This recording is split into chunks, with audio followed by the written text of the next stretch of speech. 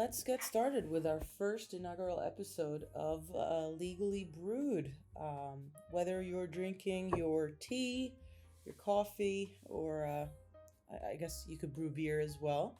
Um, Join us for our first episode. I'm Sandra Graise, ESQ, your host for this journey through the legal landscape, not just geared towards the legal minds or the legal eagles. I know you hate that phrase, but also just your everyday Joe or Jane and everybody in between. So today we're going to venture into some discussion about the law, but not the law per se. Not the kind of law that I practice every day or read or review, but kind of more alongside the perspective of the non-legal person. So let's get started. We have today our very first special guest, Mauro Cantatore. You want to introduce yourself to the audience? Let them know what you do. You're obviously not a lawyer. No, not a lawyer. Just your regular old layman. But I do work in a logistics company, and I am the corporate social responsibility analyst. Also focus on a lot of sustainability efforts for my company. I don't really have much legal experience at all, but my company does have legal implications. So, I do have some familiarity with, in the business sense. All right. So and I think we'll get to maybe some aspects of your job later on, but obviously your exposure to the law and lawyers is a little different because you are my husband. So your exposure is on a daily basis, not necessarily into the intricacies of my cases or the law that I review every day, but you're obviously dealing with a lawyer on a day-to-day basis. So why don't you talk to us a little bit about your sense of lawyers or even the law just in general? What comes to mind when you hear the word law or lawyer? Yeah, so like you said, I never really thought about the law all too much until you started pursuing it. So my knowledge base was from literally just the common things you hear in everyday life. Billboards, TV, just your typical kind of Hollywood lawyer portrayal, right? Obviously, as you got more into it and you were going through law school, I've picked up knowledge and tidbits here and there. And I, unfortunately always ask you, like on the movies too, is that real? Is that actually how that works? And obviously you give me the correct answer and how this actually works, but unfortunately TV definitely like warps your mind around law a little bit differently. So what are your personal, just general impressions? Do you, and you don't have to be nice to me in any way, shape, or form, right? But, do you have general connotations that are positive towards the law or lawyers, or negative connotations? Like, immediately, what, do you want to smile or do you want to frown? I mean, initially, I thought like everybody else, right? Lawyers are just some greedy corporate, big hot shots that just try to take everybody's money and take advantage of the little man on an everyday basis. Obviously, over time, that has a little bit changed my perception of it. Of course, in every business, there's good and bad, and there's definitely different variations. But over the years, I've seen, from what you've done, from other lawyers that, I've talked to within your firm or in other, places that we've, met, there's a wide gamut, right? And there's truly good lawyers out there that just really want to help their clients and really want the best outcome for them, regardless of compensation and things like that. So there's really great benefits out there as well. So I think, it really is truly dependent on the person and their characteristics on there. That's fair. And you personally, what has the extent of your interactions with the legal system been? So, for me, I've kept out of trouble, luckily. But for the most part, my main source has been typical traffic ticket. I've been speeding, and then you get those letters in the mail saying, "Hey, do you need legal representation?" and all those sorts. I never really had to pursue any of them, and I know they're out there, but my interaction has been luckily a little bit lower than maybe most people have. So it's fair to say it's been very limited. You've never had to hire a lawyer. No, I never had to hire a lawyer, luckily. You've never been sued. You've never gone to court. Never been sued. Had a never case. So, right. But I understand that there's a time and place, and they're there as almost like a protection if something would happen. Yeah, and I think, just from what I've seen, obviously I deal a lot with clients who do need lawyers, but a lot of people in their lifetime, lawyers are one of those things that you go without right up until the point where you need one, right? So a lot of people's experience, I think, is very similar to yours right up until, God forbid, they trip and fall, right? And they break something and then they need to seek consultation, or they get into a car accident, whether or not it's their fault, right? And there's a lawsuit that ensues. And whether you kind of agree or like or dislike lawyers, right? There comes a time and place where you're faced with kind of an impasse where you might need one, right?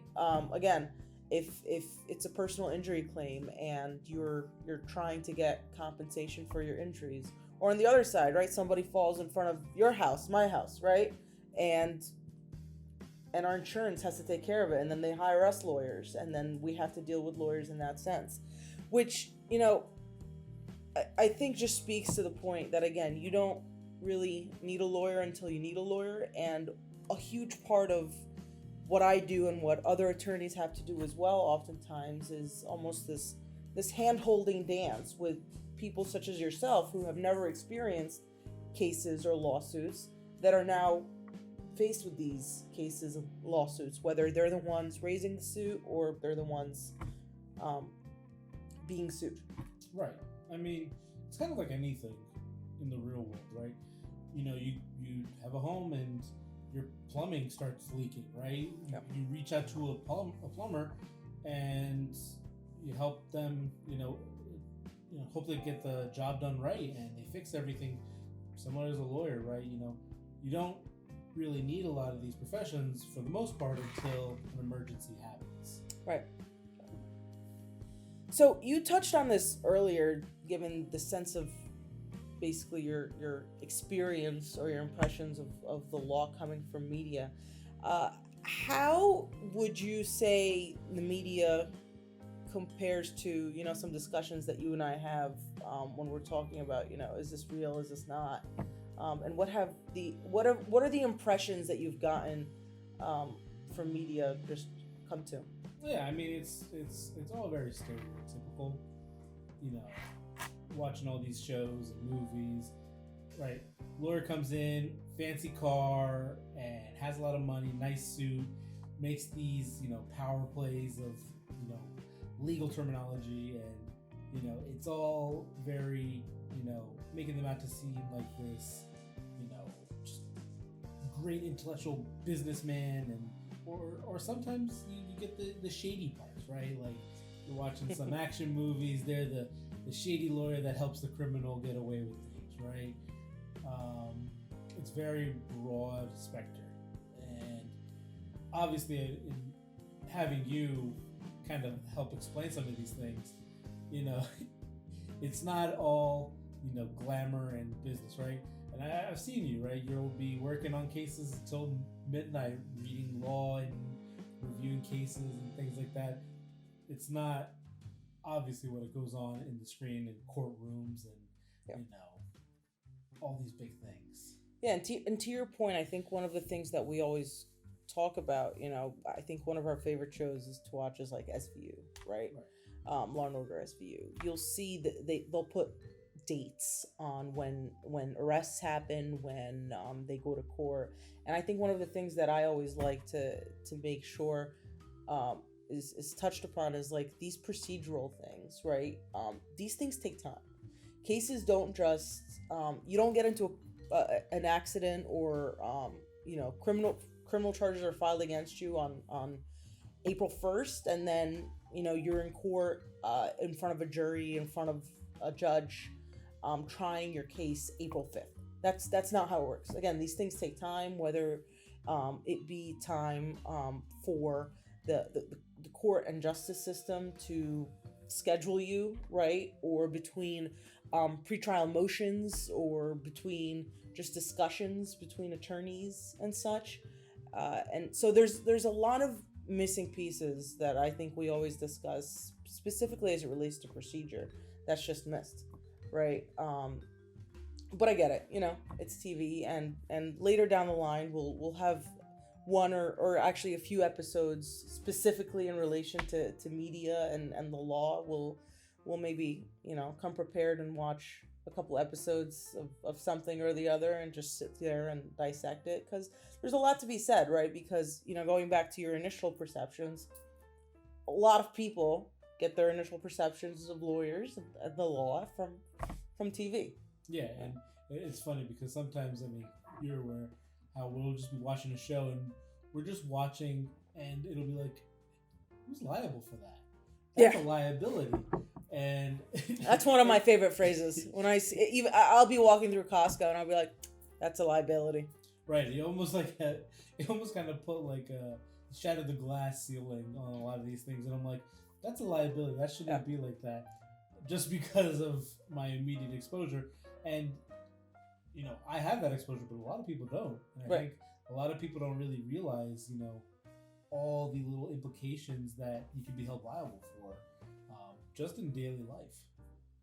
Yeah, no, you're absolutely right, and I think it happened as probably as recent as a couple hours ago. We went shopping. We went to Costco, and they were moving around some pallets or whatever, and there was a guy, I guess, guiding the operator of the pallet moving machine thingy, and there was one behind him, and I think I looked at them and I said, that looks like a liability. As a guy in the supply chain, it's called a forklift, actually. Sorry. But yeah, no, you're right. And even right this past winter, I'm putting extra salt down to make sure there's no liability on us, that we don't properly, shovel and salt all of our walkways. Yeah. Right? And you've kind of made me more paranoid about some of these things and just protecting ourselves. And I think, that's stuff that I think a lot of people maybe, take for granted. Yeah, and I think one of the very first things, that we dealt with when we bought our house, right? I think I looked at the sidewalk, and the sidewalk was uneven. And we have home insurance, right? Because you're obligated to have homeowners insurance, and the insurance will cover it, but it's still a liability, right? Somebody falls on my or our property, right? Because the sidewalk's uneven. Our home insurance is gonna have to take care of that, and then they're gonna raise our premiums probably down the line, right? Yeah. So we want to make sure, obviously, that one, our neighbors are safe, because they're our neighbors and people are important. But secondly, that no one falls and sues us and sues our insurance, and then we have to go through all of that, right? So I think a lot of it, and a lot of what's our perception at this point, is a lot of like mitigation, right? Trying to make sure that we identify these so-called liabilities, because it's not just always as simple as, we got to make sure not to get into a car accident today, right? It's like, what could potentially be an issue around a house, and we'll have another episode on this later as well, because my list can go on, right? Like, we have a pool. I have to make sure the fence is by ordinance, right?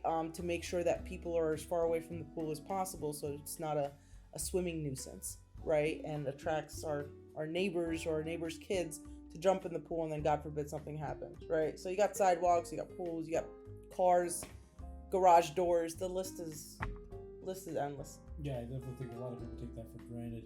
They kind of just live their life, and until an emergency happens or situation, that's when they become informed.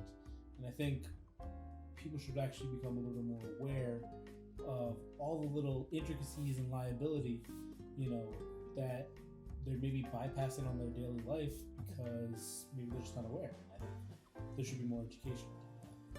And I think that's a large part of what we're going to aim to do in this podcast and future episodes, right? We'll really dissect kind of these everyday scenarios or everyday life, whether it comes, something in relation to personal injury, trip and falls, which a lot of people think of and are aware of, or even intricacies of education law and how it relates to these board members that we elect, or these administrators that are put in place in the school systems, right? And then we have technology and AI to talk about.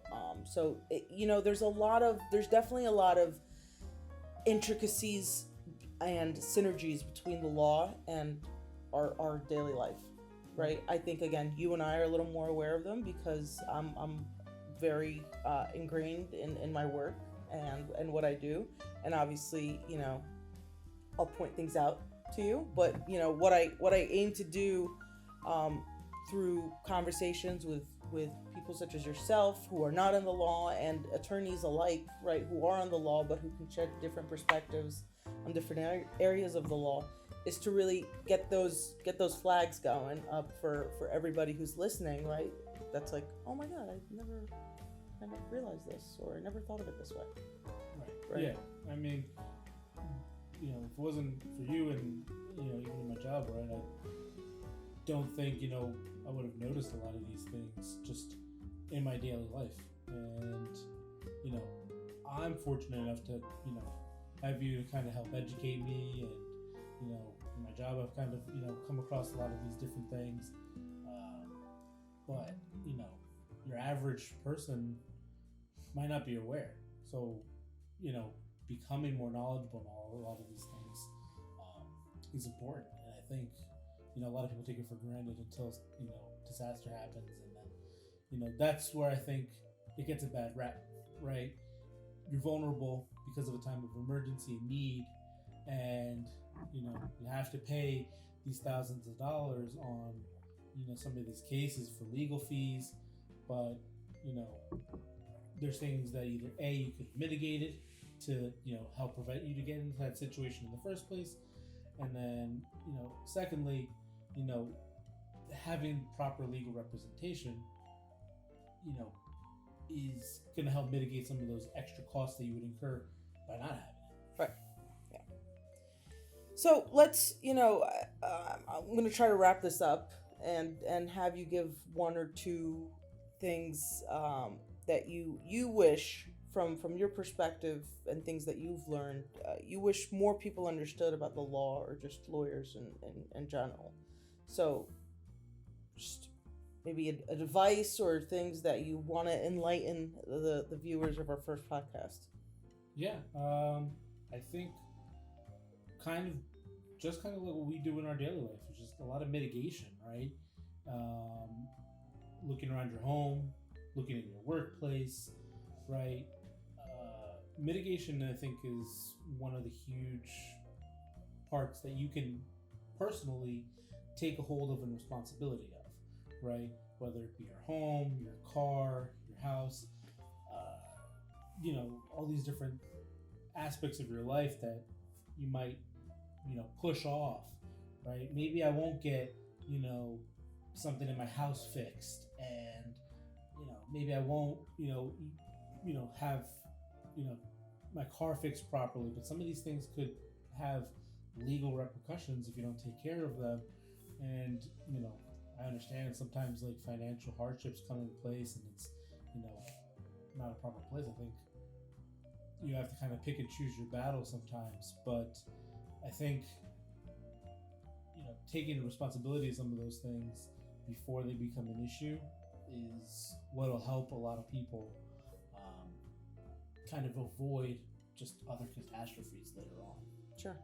And that's a great point. I think to add to that, the mitigation potentially comes with education, right? And staying informed. And, to no one's fault, right? One of my favorite phrases, as you're aware, is you don't know what you don't know.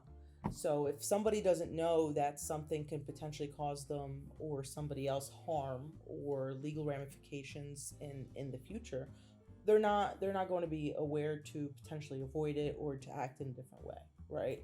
And I think one of the greatest things in life is to just learn and keep learning and gain knowledge. And you're not the everyday Joe is not expected to know legal terms, is not expected to know legal standards, right? And by no means is my goal to sit here and necessarily just read off statutes and their requirements and everything, because yes, mitigation is a piece of it, but at some point, if you need professional help, you need professional help, right? How often have you pretended to be a plumber and we've had to still call a plumber, right? So at a certain point, you should leave it up to the professionals, right? But It was only once. a few times, a little more than that. But it, again, you can try to mitigate as much as possible by staying informed and getting these little ticklers or red flags or just notifications in your brain that, oh, okay, maybe something is wrong with this. And even if you're not fully mitigating the impact of a catastrophe, right, you at least know, okay, I need to seek possibly some professional help, right? Because this seems like it is an issue or could potentially be a large issue in the future, right? All right. You have anything else to add? Anything you want to? No, I mean, thanks for letting me be your honorary guest on your premiere. Yeah, it won't happen again. And then, yeah, I mean, thanks for having me on. All right. Well, as our cup nears empty, I have a little bit of tea left, but I'll just finish it right now. Yeah, I'm gonna have a little leftover here. We'll wrap it up. Thank you for tuning in. Thank you for being present and the insight. I'm sure everybody will see possibly a little more of you later on. I still have to make some decisions. I don't know. I might have to cut you, but we'll see. I hope everybody enjoyed today's episode, the first episode of Legally Brewed. Don't forget to subscribe. We'll get some more episodes out for you with some additional guests and some additional topics, and we'll tackle everything one sip at a time. Cheers, everybody. Thanks.